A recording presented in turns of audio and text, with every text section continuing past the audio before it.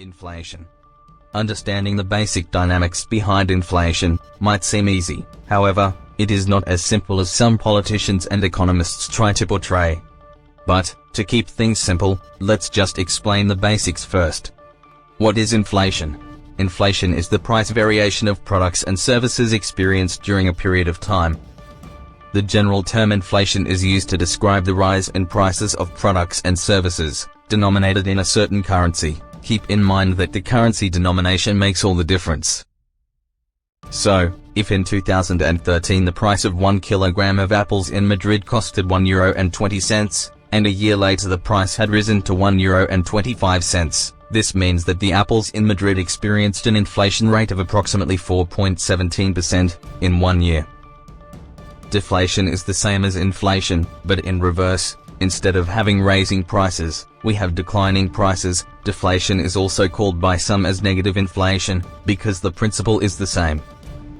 Some people believe that inflation happens exclusively because of demand and supply. In simple words, the more abundant a product becomes, the cheaper it gets. The rarer a product becomes, more its price will rise.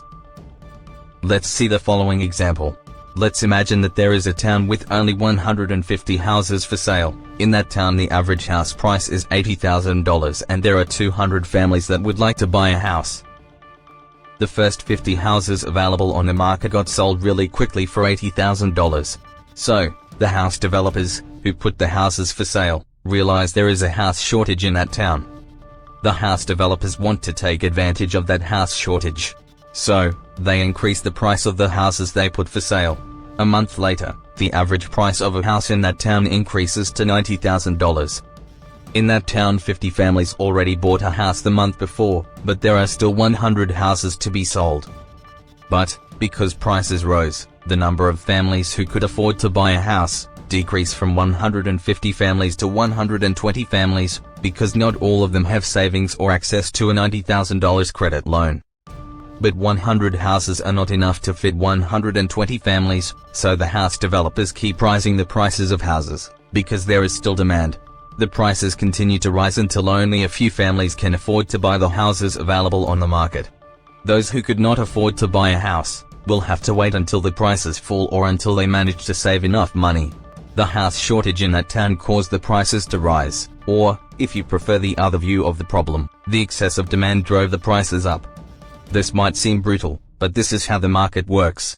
On the other hand, if a new house developer built a new neighborhood in that same city, with 300 new houses and decided to sell those new houses at an average price of $90,000, the city would not have enough buyers for all of those houses, because prices would be too high considering demand. So, only a few houses would be sold. The house developers would have to lower the prices to $80,000. A few more houses would get sold, but not enough. So, the house developer would get desperate and reduce the prices furthermore, to $60,000. Then, a new group of low-income buyers would emerge and buy the houses available, because they can afford to pay $60,000 for a house, but they could never afford to pay more than that. In the last example we saw how the mechanism of deflation works on the real estate market, due to excessive supply and low demand. This simple example shows how prices of products and services rise and fall, based on the demand and supply principle. However, this example does not seem right. It seems too minimalistic. It seems too simple because it ignores other factors that also cause prices of products to rise or fall. Those factors are production cost variation, currency fluctuations, variation in the perception of quality of products, and price speculation. All of those factors play a role in the price variation of products and services. All theories on prices variations that disregard any of these factors will always be doomed to fail at some point. Let's look at each one of these factors. Production cost variation.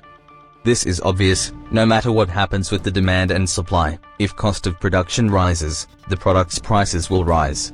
If there are changes in the labor market, raw materials prices, in taxation, or any new policies that change the production process, all of those variables might alter the price of products and services considerably. Think about tax hikes. Immediately after a tax hike, prices rise. Currency fluctuations. If a currency devalues, the prices tend to adjust. So, if a particular currency devalued against other major currencies, the shops and factories that use that currency raise the prices of their products and services. To avoid losing profit margins or simply to be able to cope with the rise in prices of imported products, currency devaluations drive inflation. If you have doubts about it, look at the examples of Zimbabwe during the 2004 to 2008 period. Let's see Zimbabwe's inflation. 2004, 132.75%. 2005, 585.84%.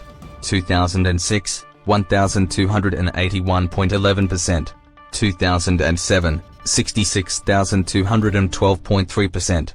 From January to July 2008, 231,150,888.87%. August 2008, 471 billion%. September 2008, 3.84 quintillion%. From September to mid-November 2008, 89.7 septillion%. Now, let's see Zimbabwe currency. In July 2004, $1 was worth 5,624 Zimbabwe dollar. In June of 2008, $1 was worth 6,164,500,000 Zimbabwe dollar. In 4 years the currency devalued 109,610,497%.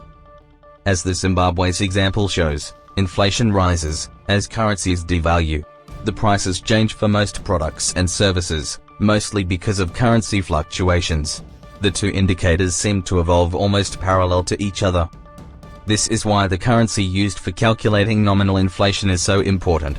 Currencies' devaluations mask the real change in value of national products when compared to foreign products or when compared to the real purchase power. Variation in the perception of quality of products, the luxury factor. Sometimes nothing really happens, but prices change, because people's perception of a product changes. One of the most interesting and common examples happens with real estate. If a neighborhood is perceived as cheap, the buyers are less likely to pay a large amount of money for a house in such a neighborhood. But if the perception about the neighborhood changes and people begin to consider it to be gentrified or trendy, the buyers will be more willing to pay more money for a house in that neighborhood.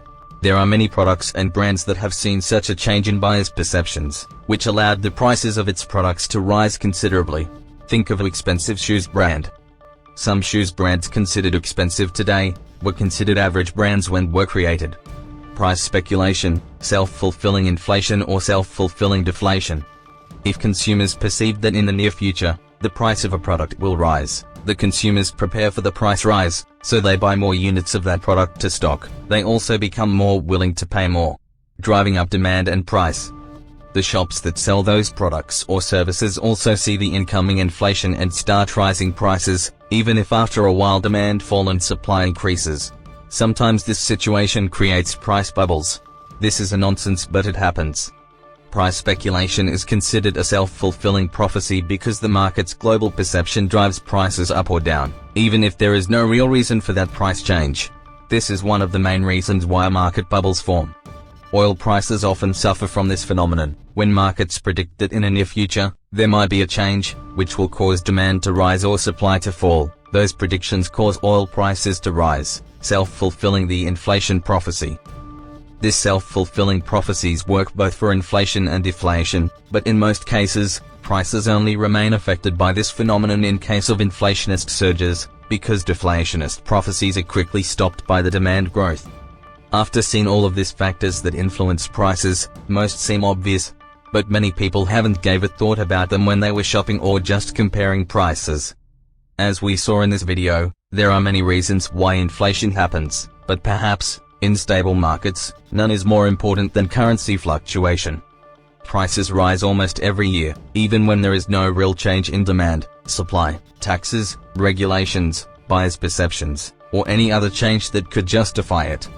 But there are two variables that keep affecting the prices every year, driving them up. Those variables are currency value and currency exchange fluctuations. Thank you for watching.